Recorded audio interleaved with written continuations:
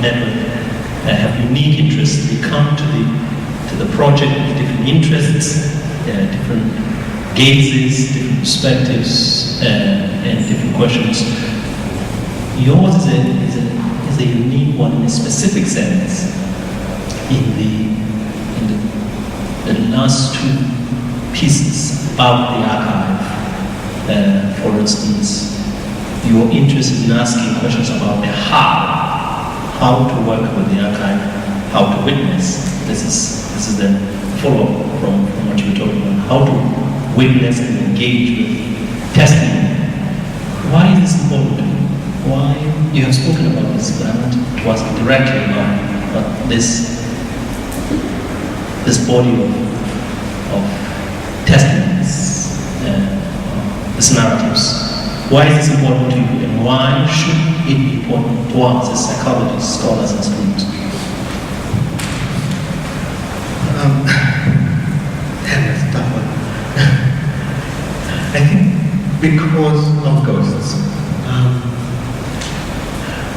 To the extent that we are dealing in the apartheid archive with people's pain, with people's suffering, with their memories.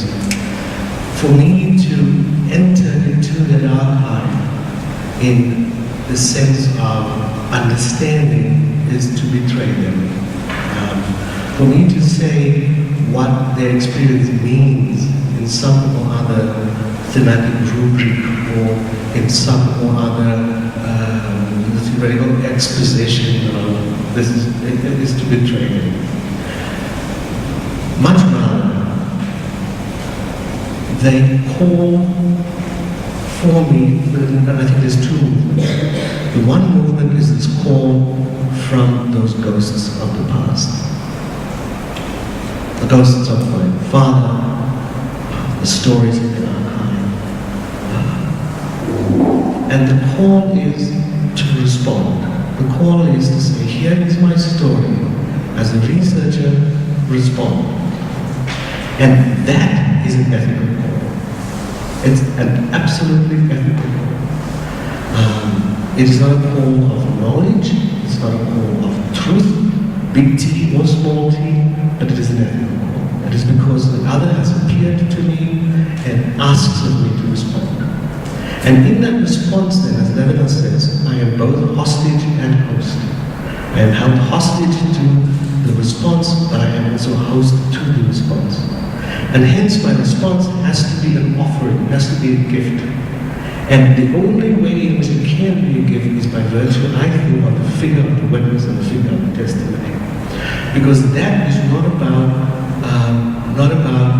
the truth of the thing, but it's about my response to the thing, or my response to the ghost. Remember, I wrote one of the papers, if you will, when forgive me the repetition if you read the paper, when the ghost appears to Marcellus and Bernardo in Hamlet, they want to know what is it about. And Horatio appears, and Horatio is very important because Horatio is a scholar. Horatio is the one who is the researcher, who is the professional, the one with a PhD. To speak, and they say to Horatio, question it, because thou art a scholar. Tell us what it means. And what does Horatio do? Horatio goes to the ghost and says, stay, speak, and he orders the ghost, and the ghost disappears. The ghost won't speak to him. The ghost won't speak to the scholar that orders him and tells him, what do you mean? What are you all about? Finally, Hamlet appears. And the ghost, what does the ghost do? The ghost beckons to him. Hamlet doesn't say a word. Hamlet just says, I must follow. I don't know where, but I must follow. That's not a movement of knowledge. And to me, that is what it is about. So how do you follow? I mean, you're putting before students very difficult task. Sorry. Yeah. But yes, this is you have to read that paper as well about, especially this example that Leswin is talking about. How do students do that? How do you follow that has been put before you? If I had the answer to that question, I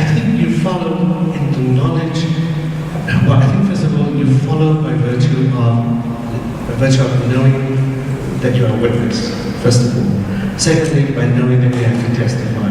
But as to what you are testifying to, that is the question that then comes along. And I don't know if I have a program for it. I think thirdly, that you follow by virtue of the knowledge that you are called. I think fourthly, you follow, and I just top of my head, I think fourthly, you follow by virtue of the knowledge that your response is also a promise. That is to say, that your response has to do something. Your response, or that you offer the response in the hopes that it will do something, because you cannot guarantee that it will. And so you offer it in the sense of a promise, you offer it in the sense of a future, you offer it in the sense of a, I have seen, I have spoken, I give. You offer it in the sense of a giving. Now, the how, I honestly don't know. I honestly don't know. But that's the thing, I try to invent it every single time. I try to, if I knew how it would become programmatic, it would become a step 1 and step 2 and step 3. But I have to invent it every time because the call every time is unique. It's like in therapy. When the patient appears, the client appears, I have to invent my response every single time. And I often think of the notion of justice, for example, justice and the law. In a certain sense, when you are asking, or what research textbooks often ask of us is the law, is the how-to, is the economy of it. But the how-to is given in by the impossible. That is to say, let me give you another example. If the judge is to be just, then the judge has to invent the law every single time. There's the law. Person A stole the chicken. Person B stole a wristwatch. Person 3 stole a chicken. Person 4 stole a wristwatch. 4 cases, the law has guidelines. The law says, well, is this your first offense? Well, is this that? There are the guidelines. But each and every one of them stole from a different reason, from a different place, and by virtue of a different reason. So if I am to be just, I have to invent the law every single time. I have the guidelines, but I have to invent it every single time. If I'm going to be a good clinician, I have to invent therapy every single time. So we have the law. And when I talk about the ethical, I'm not talking about ethics. Once again, ethics is the law. But the ethical is what gets in, is what makes the law possible, is the economy of the transcendent. The impossibility of the imperative is the economy of the possible. It's the same with a gift. Maybe I just have to go over in a moment. The true gift is the gift for which there is no thanks. But there's always a thanks. In a certain sense, I said thank you this morning. You say thank you for something I do. And there's always an economy. There's always, you know what, I had lunch at your place, I need to invite you back. There's an obligation, so that the person that gives actually receives. But that doesn't mean that we don't say thank you. But it is the possibility of the true gift that gives in the law of thank you. And that gives in the fact that we have to invent it every time. I don't know if I'm making it clear. So you have the ethics that those are the rules, and you have the ethical. I'm not saying to away with the ethics, the law. You need the law. But I'm saying one needs to keep one's eye on the impossible, because it is that is what we do. We have to start wrapping up, at least give you a chance to ask, because I have a lot of other questions I wanted to ask Leswin. And every time he says something, I want to follow it up. I do it as more clumsily about this notion of gift, that on my birthday I give gifts, for instance, because I thank my friends for my friend, and I say this is what is done in my culture. And of course, at home they say, what culture is that? And that when you are in traffic and somebody's opening up, or somebody's behind you, and you can see that they want to cross over, you make way for them. And when they don't answer, when they don't say thank you, you shouldn't take that badly, because at the moment you open up for them, you have to take responsibility for that. I mean, these are really mundane examples about about this economy that you're talking about, which has to be invented all the time. And probably because of the country we're in, this invention is such an imperative because we're trying to make a new life together. But I wanted to ask you questions about music. I wanted to ask you about other things. But perhaps I should ask just one other question before I ask the last one.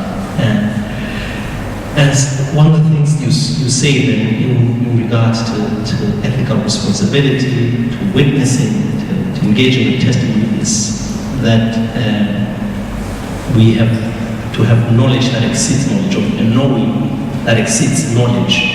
Would you care to, that we have to cultivate this? And I think you've answered it in a different way. But would you care to say some more about what is this knowing that exceeds knowledge? I think probably all of us will understand a knowingness that really falls short of knowledge. And when you think you know people without meeting them, and racism is about that, isn't it? It's about that you know people before you know them. The black people are this way, white people are this way, women are this way. So there's a knowingness. But would you say the other side, what is this knowing that exists in nature?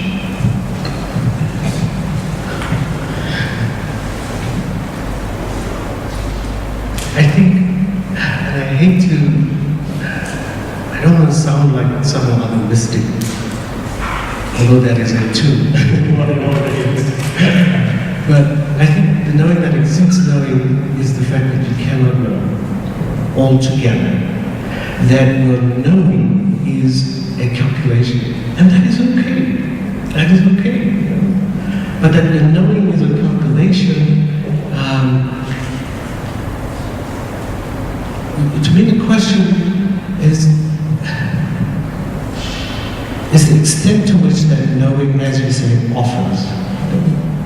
To the extent that knowing is a suffering. And both suffer and offer come from the same etymological thought. And they come from the same Greek word which means to carry, to bear. That you bear, in a certain sense, a singular responsibility as a clinician or as a researcher, a singular, absolutely singular responsibility to answer. And that the answer or the response, to the extent that it is your response in the decision, because remember, the knowing comes from a decision, and that decision is madness because that's like death, that is all your own. You know? The moment of the decision is only yours, like your death. You know? Those are the two things, you know? And of course the secret. But to the extent that that decision is born, the moment when the decision, which is the knowing decision, the moment which is writing it on paper, the moment when it's the testimony, because those are all expressions of knowing in a certain sense. The moment that you utter, that you know that it comes from the transcendent place and that it reaches the transcendent place. And that is the knowing that exceeds knowing. The notion of a knowing that is always incomplete, but that is always asked for. That is always asked for. I was sitting in my cafeteria at some point, and